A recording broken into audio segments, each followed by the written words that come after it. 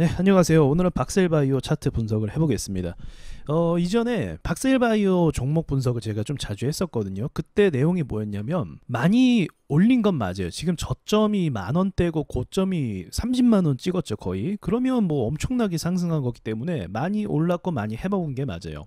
근데 이상한 점이 하나 있다는 거. 그게 그때 그거 제가 강조했던 건데 뭐냐면 세력들이 많이 해먹고 떨어뜨릴 때 엠파형으로 이런 식으로 떨어뜨립니다. 그리고 2차 파동을 또 가요. 2차 파동을 갈 때는 전고점까지 가거나 또는 전고점을 뚫어버려요. 에디슨 EV가 가장 대표적인 차트 모양이었죠. 제가 에디슨 EV를 검색하는데 안 나오더라고요. 검색을 네이버에 다시 해보니까 이걸로 바뀌었네요. 사명이 스마트 솔루션스라고 합니다. 이거예요. 1파동 나왔다가 완전 죽이지 않는 상태에서 2파동. 이거는 이제 빨리 해먹어야 되는 이유가 있었죠. 왜냐면 이제 실체가 없기 때문에 그 실체가 드러나는 시간이 정해져 있습니다. 그래서 빠른 시간 내에 해먹을 수밖에 없었다. 자, 그런데 박셀바이오는 그런 관점으로 봤을 때 2차 파동이 안 나왔어요. 여기쯤에서 나와도 이상하지 않은데 안 나왔어요. 그리고 나서 바닥으로 더 깊게 눌렀습니다. 그래서 이제 저의 견해로는 2차 파동은 그래도 나온다. 그 크기가 클 수도 있고요. 또는 약간 못 미칠 수도 있어요. 한 절반 정도. 어쨌든 저는 박셀바이오가 반등이 나올 거라고 보고 있는 입장이었죠. 그런 상황에서 이제서야 중요한 라인들, 제가 그어놓은 라인 있죠.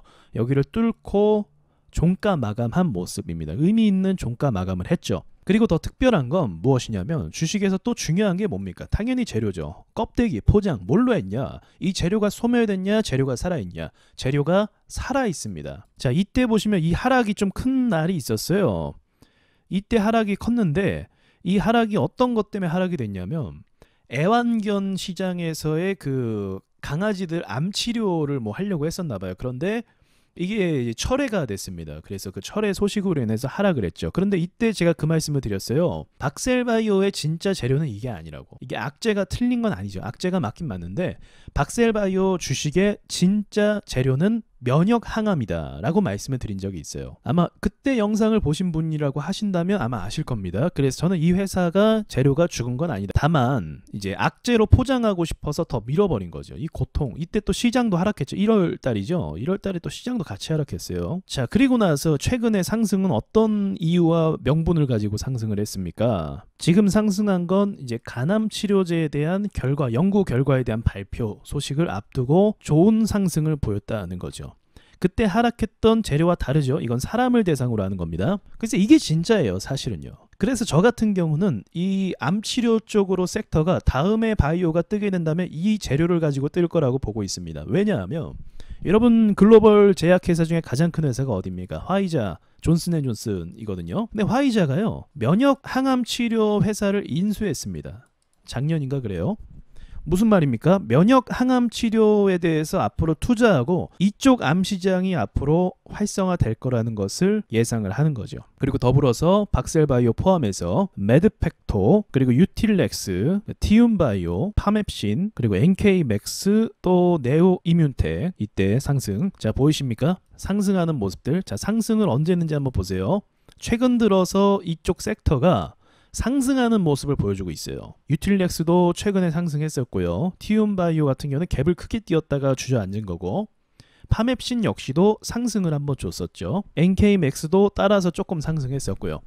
자, 지금 전반적으로 무슨 의미입니까? 지금 면역 항암제 쪽 섹터의 돈들이 전반적으로 들어오고 있다는 걸 의미하는 겁니다. 그동안 계속 바이오 섹터를 죽였죠. 이런 식으로 박살내면서 주가를 무너뜨렸어요. 그런데 이제는 어떤 호재를 가지고 이제서야 호재 뉴스를 띄우면서, 사실은 이전부터 있던 호재였거든요. 그러니까 이게 세력이 웃긴 게 지네가 그냥 갖다 붙이고 상승하면 그때부터 호재인 거예요. 이전부터 이 면역 항암 쪽은 사실 계속 호재가 있어 왔습니다. 계속 뭔가 발표하고 계속 연구했습니다. 아니, 지금 이제서야 연구한 걸까요? 아니겠죠. 이전부터 연구했는데 세력이 안 띄운 거예요, 주식을. 근데 이제서야 띄운 겁니다. 그게 중요하다는 거죠. 왜 중요하냐? 관리를 하고 있다는 겁니다. 관리. 차트를 어느 정도 가격 위로 올리면서 정해진 목표 가격이 있고 정해진 기간이 있을 거예요. 그 기간에 맞춰놓기 위해서 미리 만들어 놓는 겁니다. 지금 면역 항암제에 사람들이 막 투자할까요? 안 해요. 이 정도는 안 하죠. 박셀바이오 이거 올랐다고 해서 사람들이 투자하진 않습니다. 사람들이 언제 미친 듯이 투자하는지 아십니까? 지금 보이는 ST큐브라는 주식이 있는데요. 이 주식이 전고점을 뚫고 지금 대략 한 6, 7천 원 정도에 시작을 했죠. 이게 한 5배 가는 순간부터 사람들이 주목을 합니다. 그러니까 한 3만 원 정도, 전고점 뚫고 3만 원 정도 가게 되면 바이오 시장이 사람들이 주목을 해요.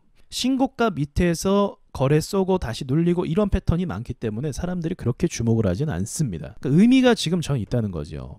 저는 얘네가 올라도 좋다라고 봐요. 왜냐면 이 친구도 오르면요, 코스닥이 지금 저항에서 엄청나게 잘 버티고 있어요. 보통은 저항에서 어떤 그림이 나오냐, 여기 보시면 아시겠지만 이렇게 폭락하는 그림이 나옵니다. 여기도 어때요? 폭락하는 그림이 나오고, 저항대에서는 이런 식으로 폭락하는 그림이 나와준다는 거죠. 근데 지금은 아직도 봐야 되지만 폭락하지 않고 버티고 있습니다. 분위기가 심상치 않죠. 예, 버티고 있어요. 그래서 이런 부분을 좀 종합적으로 봤을 때 어차피 박셀바이오는 제가 분석해도 기술 반등을 통해서 2차 파동이라는 걸 통해서도 좀 더 올라갈 수 있는 여지가 있는 주식이라고 전 보고 있고요. 그리고 이쪽 섹터 자체가 재료가 죽지 않았습니다. 그러니까 계속적으로 우리가 지켜보고, 바이오 섹터는 제가 그 말씀 드렸잖아요. 항상 지켜보고 항상 우리가 주시를 해야 된다고. 여전히 그 가운데 있다라고 보시면 됩니다. 그래서 이전에 손실을 보고 좀 크게 물렸던 분들의 말씀들이 있었어요. 예, 그 평단까지 좀 저도 갔으면 참 좋겠습니다. 재료가 살아있다는 것 자체가 사실은 좋은 거예요. 여러분, 그거는 시간이 이제 어떻게 되든 간에 결과적으로 차트가 죽지 않고 회사에 문제만 없다고 하면 결국은 갈 수밖에 없거든요. 대시세가 나왔다라는 좀 찜찜한 점은 있지만 대시세 나왔다라고 해서 또 못 가리란 법은 없어요. 바이오는 세력들이 계속 해먹거든요. 재료를 다른 걸 또 가져와서 해먹을 수 있고 또 가져와서 해먹을 수 있어요. 너무 심각할 정도로 오르지만 않으면 돼요. 신라젠이라든지 또는 네이처셀이라든지 그런 식으로만 너무 크게 오르지 않으면 된다. 전 그렇게 생각을 합니다. 자, 마지막으로 마치면서요, 제가 이렇게 말씀을 드리면 또 이걸 매수하시는 분이 있어요. 전 매수를 절대 추천하는 게 아닙니다. 여러분 매수하실 거라고 한다면 이전에 눌렸을 때 매수를 하셨어야죠. 이미 다 갭을 띄우고 상승 출발시킨 이런 시점에서 매수해서 세력이 또 눌러버릴 수도 있잖아요. 눌러버리면 또 여기까지도 누를 수도 있어요. 왜냐하면 아직 완전하게 시장이 회복됐다라고 볼 수 없기 때문에 그렇습니다. 시장이 만약에 신고가를 바라본다고 하면 저는 긍정적으로 이야기를 할 것 같아요. 왜냐면 신고가는 항상 긍정적으로 보셔야 됩니다. 주식에서. 근데 시장이 신고가까지 멀었고 1차 저항 막고 있는 상황에서 어떻게 될지 모르고 2차 저항, 3차 저항 남아 있습니다. 근데 이 상태에서 매수를 적극 권장한다는 것 자체가 말이 되지를 않죠. 여러분이 만약에 이전에 제 방송을 보셨다고 한다면 제가 예전에 언급했던 주식들이 지금 눌려있다, 그런 상태에서 매수하신다면 몰라도 이미 시장에서 주목을 다 받은 걸 제가 좋다라고 말씀드려서 매수하시는 건 좋은 판단이 결코 되지 않습니다. 저는 단지 이 섹터에 대해서 말씀을 드리는 거예요. 제가 계속적으로 관심 있게 보는 섹터고 앞으로 오를 거라고 보고 있는 섹터 중에 하나거든요. 특별히 화이자가 면역 항암 기술을 가진 회사를 인수했다라는 소식은 매우 유의미하죠. 왜냐하면 결국 이 바이오 트렌드라는 건 선진국을 따라갈 수밖에 없어요. 미국이나 영국이나 유럽이나 이쪽을 따라갈 수밖에 없습니다. 그렇기 때문에 그쪽에서 어떠한 돈의 흐름을 가고 있냐, 그게 중요한 거죠. 걔네가 뭐에 투자하고 있냐, 뭘 실험하고 있냐, 그게 중요한 겁니다. 보세요. 우리나라 치료제 만들지도 못했는데 어떻게 됩니까? 주가만 다 올랐잖아요. 결국 미국이 치료제를 만들었죠. 미국만 돈 벌었죠. 근데도 우리나라 바이오들 올랐어요. 그래서 바이오 투자한 사람들 돈 벌었습니다. 실체가 없어도 마찬가지예요.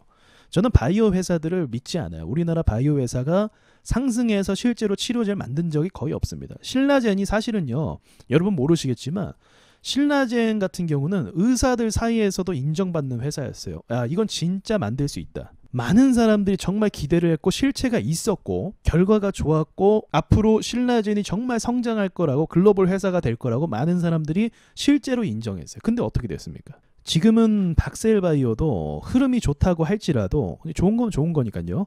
좋다고 할지라도 이거 보세요. 갈 길이 멀어요. 이 저항이 다 이렇게 있습니다. 이제 겨우 7만 원 됐어요. 30만 원 가야 되는데. 그러니까 여기서부터 쭉 이렇게 가면 저도 좋겠죠. 시장이 살아나니까요. 근데 그거는 이제 지켜볼 일이지만 우리는 항상 가치 투자잖아요. 그래서 시장이 밀릴 때 사셔라 라는 저의 입장은 변함이 없습니다. 제가 예전에 박셀바이오 말씀드리고 사신 분들을 지금까지 들고 있는 분이 계실지는 모르겠어요. 그러니까 제 이야기를 참고하시고 여러분이 또 스스로 공부를 한번 해보세요. 대주주가 어떤 경영 마인드를 가지고 있고 어떠한 업적을 냈었고 또 이제 임원진은 어떤 구성으로 되어 있고 어떤 실력을 갖추고 있고 또 이제 파이프라인이나 뭐 외국에서의 뭐 이사 선임이나 뭐 이런 것들은 어떻게 되어 있는지 그리고 현재 갖고 있는 기술이나 매출은 어떻게 되는지 이런 거 다 여러분 체크하셔야 됩니다. 여러분이 가치 투자하신다고 하면 이런 디테일한 부분까지도 다 알고 계셔야 돼요. 회사 스케줄이나 그런 걸요. 그건 기본이죠, 사실은요. 그래서 그런 걸 꼭 참고하시고 제 이야기도 참고하시면서 투자하시길 바라겠습니다. 마치겠습니다.